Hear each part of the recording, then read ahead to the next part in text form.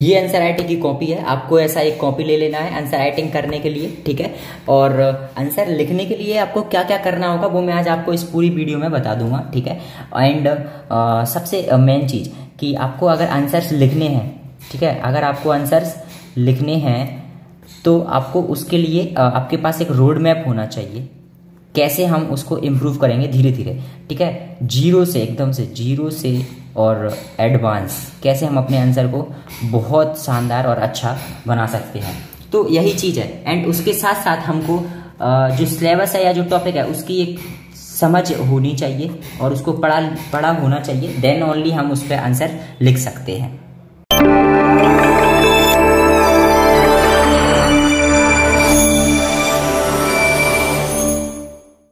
Hello everyone, my name is Nishant. कैसे हैं आप लोग? और आज की इस वीडियो में मैं आपको बताऊंगा आंसर राइटिंग फ्रॉम स्क्रैच, एकदम जीरो से आप कैसे लिख सकते हैं। आपने कभी भी लाइफ में आंसर नहीं लिखा है, नो प्रॉब्लम। आपको आंसर राइटिंग करने में डर लग रहा है, नो प्रॉब्लम। मैं आपको बताऊंगा आंसर आपको कैसे लिखना है। अगर आपने प्रीलिम्स का या सब्जेक्ट्स का या टॉपिक्स को समझ लिया है और आप चाहते हैं कि मैं अब इस पर कुछ लिखूँ, ठीक है, आंसर राइटिंग करूँ, तो ये वीडियो आपके लिए है। और आज इस वीडियो में मैं सब चीज़ एकदम जीरो से एक्सप्लेन करने वाला हूँ, ठीक है। आंसर राइटिंग के लिए क्या करना होगा वो चीज़ है, ठीक है। तो उसके लिए 3-4 स्टेप्स हैं, ट्रिक्स हैं, वो मैं आपको बताऊंगा कैसे हमको उसको फॉलो करना है और हम अपनी आंसर राइटिंग को इम्प्रूव कर सकते हैं, ठीक है। और ये जो पूरी प्लेलिस्ट है, ये मैं पूरी प्लेलिस्ट को बना रहा हूँ और इस प्लेलिस्ट में मैं आपको एपिसोड बाय एपिसोड बताता रहूँगा कि कैसे आंसर राइटिंग को स्टेप बाय स्टेप अब आगे बढ़ना है, आंसर राइटिंग में इंप्रूवमेंट लाना है, ठीक है। अगर आप मेरी इस पूरी प्लेलिस्ट को दिल से फॉलो करेंगे और मेरे साथ प्रैक्टिस करेंगे आंसर राइटिंग की, ठीक है, तो आपका आंसर जरूर इंप्रूव होगा और आप सिर्फ 1 महीने बाद देखना कि आपका आंसर राइटिंग किस स्टेज पे पहुंच जाएगा। एक बार मुझ पर ट्रस्ट करिए और शुरू करिए।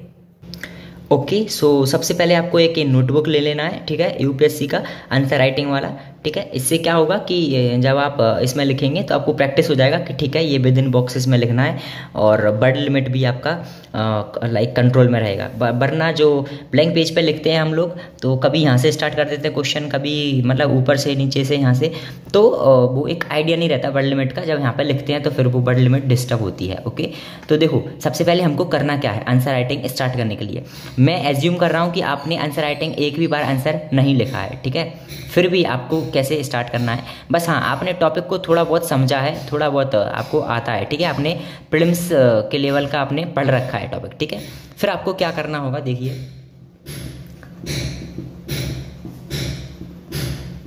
आंसर राइटिंग स्टार्ट करने के लिए मैं समझता हूँ कि आपको 3 फेज में स्टार्ट करना होगा, 3 फेज में, ठीक है। पहला हमारा होगा इस ब्रेनस्टॉर्मिंग, पहला हमारा होगा ब्रेनस्टॉर्मिंग, ठीक है। हमारा ब्रेनस्टॉर्मिंग हमको करना होगा, ठीक है। एंड सेकंड फिर हम उसको शेप एंड स्ट्रक्चर देंगे, शेप एंड स्ट्रक्चर, ठीक है, शेप एंड स्ट्रक्चर देंगे। एंड थर्डली हम उसको देने के बाद उसमें कंटेंट इन्हांस करेंगे, कंटेंट हमारा अच्छा हो जाए, ठीक है। कंटेंट यानी कि लैंग्वेज और उसका जो सेंटेंस है और जो उसका आंसर है, जो मटेरियल है, जो मैटर है, वो अच्छा करेंगे। देन हम उसमें फोर्थ उसको हम प्रूफ देने के लिए और एक सॉलिड करने के लिए, मतलब एक उसमें डाटा, फैक्ट्स, ठीक है, एग्जाम्पल, ये सब हम उसमें डालने की कोशिश करेंगे। तो आंसर राइटिंग में सबसे पहले ब्रेनस्टॉर्मिंग करना है, ठीक है। और ये लगभग आपको 10 से 15 डेज यही करनी है, बस 10 से 15 डेज, ठीक है, 10 से 15 डेज आपको ब्रेनस्टॉर्मिंग करनी है। देन हम उसको शेप एंड स्ट्रक्चर देंगे, देन कंटेंट एनहांस करेंगे एंड देन प्रूफ के लिए डाटा, फैक्ट्स, एग्जाम्पल ये करेंगे, ठीक है। एंड ये जब हो जाएगा तो फिर हम क्या करेंगे, 5th नंबर पे बूस्ट प्रेजेंटेशन, ठीक है। फिर हम पहुंचेंगे प्रेजेंटेशन पर, ठीक है। ब्रेनस्टॉर्मिंग करेंगे, shape and structure, then content enhancement and data, facts, example, then boost presentation, ठीक है। यहाँ तक पहुंच जाएंगे तो ये एक एडवांस स्टेज है आंसर राइटिंग की, ठीक है। अगर इसके बाद कुछ होगा तो हम क्रिटिकल पॉइंट्स निकालने की कोशिश करेंगे, पॉइंट्स या फिर एनालिसिस, ठीक है। वैल्यू एडिशन करने के लिए। तो ये सबसे टॉप एडवांस फेज है आंसर राइटिंग का। तो हमको ये करना है, ठीक है। ये हमारा पूरा रोड मैप होना चाहिए। मैं यहाँ पे लिख देता हूँ, ये हमारा पूरा रोड मैप होना चाहिए आंसर राइटिंग का, ठीक है। ये हमारा रोड मैप है आंसर राइटिंग का। क्या करना है, ब्रेनस्टॉर्मिंग 10 से 15 डेज, देन हम उसको शेप एंड स्ट्रक्चर करेंगे, कंटेंट एनहांसमेंट करेंगे एंड डाटा फैक्ट्स एग्जांपल्स इसको अच्छा करेंगे। देन बूस्ट प्रेजेंटेशन में क्या आ जाएगा, प्रेजेंटेशन में चार्ट, ठीक है, डायग्राम, पॉइंट्स, ठीक है, ETC, ये सब चीज़ें इसमें आ जाएंगी प्रेजेंटेशन में। हाँ, अगर ज्योग्राफी का है तो मैप्स भी आ जाएंगे, ये सब चीज़ें हैं, ठीक है।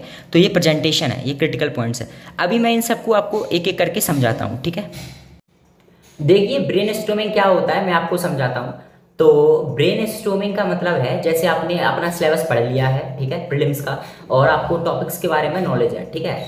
कौन सा topic, for example like history का कुछ ले लीजिए, या ज्योग्राफी का, ट्रॉपिकल साइक्लोन या क्लाइमेटोलॉजी का कोई भी एक टॉपिक ले लो। मान लो आपने अर्थक्वेक पढ़ लिया, ठीक है। अब आपने उसके बारे में पढ़ा है कि हाँ ये अर्थक्वेक है, और हाइपो सेंटर होता है, एपी सेंटर होता है, फोकस पॉइंट होता है, और ऐसे क्रस्ट डायग्राम माइंड में आपने पढ़ रखा है, ठीक है, सब कुछ। अब आप चाहते हैं कि आपको आंसर राइटिंग करना है, बट आपको समझ में नहीं आ रहा कि कहाँ से स्टार्ट करें, क्या करें, ठीक है। तो करना क्या है, आपने जैसे कोई टॉपिक पढ़ा है, ठीक है, आपको एक पेज लेना है, एक पेन लेना है, और आपको उस पर लिखना है बस, ठीक है। 4 चीज़ याद रखनी है, 4 चीज़ बहुत इंपॉर्टेंट है। पहला आपने आपको बताना है कि मैं आंसर नहीं लिख रहा हूँ, मैं आंसर नहीं लिख रहा हूँ, पहला पॉइंट। दूसरा, मेरा ये आंसर कोई जज नहीं करने वाला, कोई भी जज नहीं करने वाला, नोबडी, आपके अलावा उसको कोई नहीं देखेगा उस आंसर को, ठीक है, 2 पॉइंट।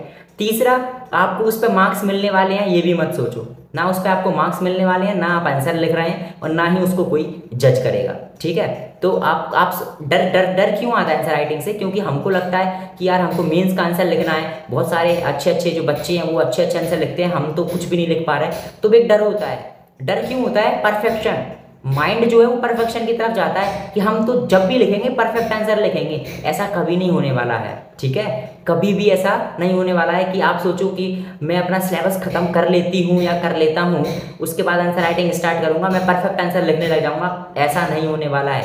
आप 4 साल 5 साल 10 साल पढ़ते ही रह जाएंगे और सिलेबस पढ़ते रह जाएंगे, आप आंसर राइटिंग नहीं कर पाएंगे, ठीक है। तो अभी आपको क्या करना है, पेज लेना है, आपने जो पढ़ा है उसको लिखना है, कैसे भी लिखो, कहीं से भी स्टार्ट करो, कुछ भी करो, कैसे भी, ना इंट्रो नहीं है चलेगा, बॉडी नहीं है चलेगा, कंक्लूजन नहीं है चलेगा, आपको बस ये लिखना है कि आपका माइंड क्या बोल रहा है उस टॉपिक के बारे में, दैट्स इट।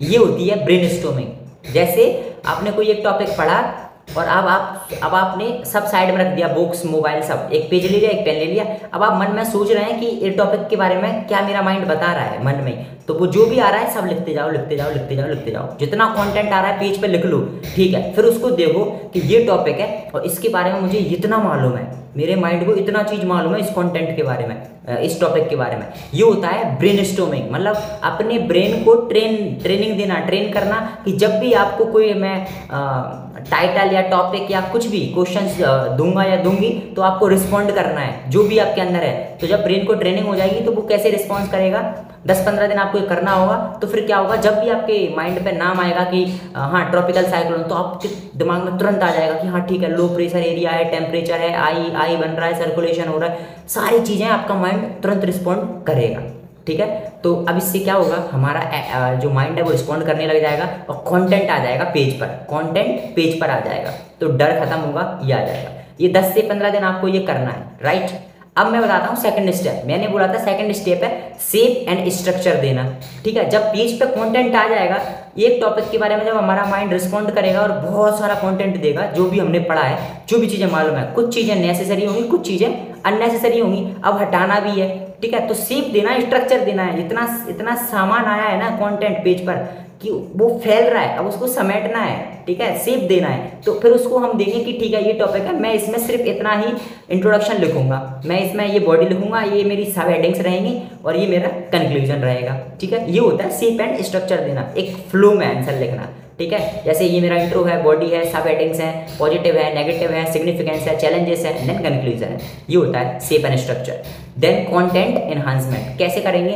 कोई टॉपिक पढ़ा है आप, हो सकता है स्टार्टिंग करेंगे आपका आंसर जनरल आंसर लगे, बहुत जनरल आंसर लगे, उसको इंप्रूव करना है language wise, grammar wise, sentence wise, किस तरीके से आप अपनी बात को रख रहे हैं वो भी चीज़ है, ठीक है। तो वो है कंटेंट एनहांसमेंट। आपने लाइक उस टॉपिक के बारे में कितना डेप्थ में आपको मालूम है, कितनी चीज़ें आपको मालूम है, वो चीज़ है, तो वो कंटेंट अपन इम्प्रूव करेंगे, ठीक है। एंड उसके बाद है उसमें डेटा देना, फैक्ट्स देना, प्रूफ देना। उसके लिए तो देखो पढ़ना पड़ेगा, करंट अफेयर्स पढ़ना पड़ेगा, मैगजीन पढ़नी पड़ेगी, नीति आयोग की रिपोर्ट्स देखनी पड़ेगी, ठीक है। नीति आयोग का जितना भी डेटा या उसके जो फैक्ट्स आते हैं वो देखना पड़ेगा, योजना पढ़नी पड़ेगी।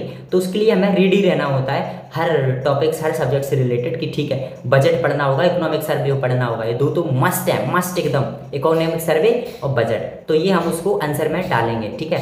एग्जाम्पल देना, एग्जाम्पल जैसे एथिक्स का कुछ लिख रहे हैं तो एग्जाम्पल देकर, रियल लाइफ का एग्जाम्पल या कुछ भी चीज़ देकर हम उसको प्रूफ देंगे कि हाँ हम जो बात बोल रहे हैं वो सत्य है, मतलब ट्रुथ है, वो हम देंगे, ठीक है। उसके बाद है प्रेजेंटेशन।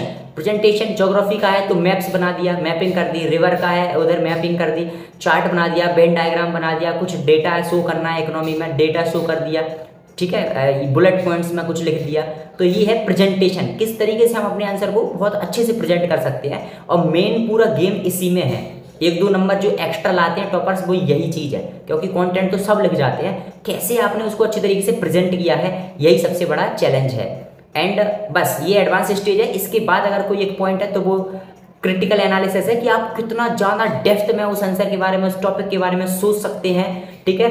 इस स्टेज पे आके जो चेक करने वाला होता है उसको भी ऐसे लगने लगता है कि अरे वाह मैंने ये आंसर पढ़ा है, मुझे कुछ नया जानने को मिला है, ठीक है। जो चेक करने वाला होता है उसको ये फील होने लगता है इस स्टेज पे, जो क्रिटिकल एनहांसमेंट मैं बता रहा हूँ इस पे, कि उसको लगता है कि कुछ नया जानने को मिलेगा आंसर से, वो बहुत इंप्रेस होता है। तो ये वो स्टेज है, ठीक है।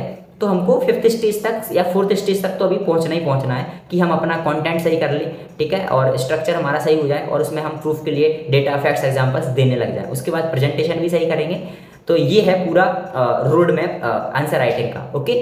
अब बाकी अगर कोई और भी आपको डाउट रहता है तो मुझे कमेंट करना, मैं आपका पढ़ूंगा। ये बेसिक है, आज मैंने पूरी आंसर राइटिंग में बस ये रोड मैप बताया है कि कैसे करना है। मैं नेक्स्ट वीडियो में बताऊंगा, ठीक है, कि एग्जैक्टली मैं कैसे करूंगा ब्रेनस्टॉर्मिंग, आपको कैसे करना होगा, स्टेप बाय स्टेप आपको पूरा गाइड करूंगा, ठीक है। अगर आप चाहते हैं कि आपको आंसर राइटिंग का पूरा गाइडेंस मिले और मैं आपको पर्सनली पूरा आंसर राइटिंग का गाइड करूं, आंसर कैसे लिखा है वो पूरा उसका एवेल्यूशन भी करूं, तो आप कमेंट करके और मुझे बताएं। और डिस्क्रिप्शन में मेरी टेलीग्राम की लिंक है, टेलीग्राम चैनल की लिंक है, आप मेरे टेलीग्राम चैनल को फॉलो कर लें। वहाँ पर आप जैसे बहुत सारे यूपीएससी एस्पिरेंट्स की पूरी कम्युनिटी है और मैं वहाँ पर आप सभी के डाउट्स को देखता हूँ और सॉल्व करता हूँ। मैं कोशिश करता हूँ कि आप सभी के आंसर्स दूँ, ठीक है। तो अभी के लिए थैंक यू सो मच और मिलते हैं नेक्स्ट एपिसोड में।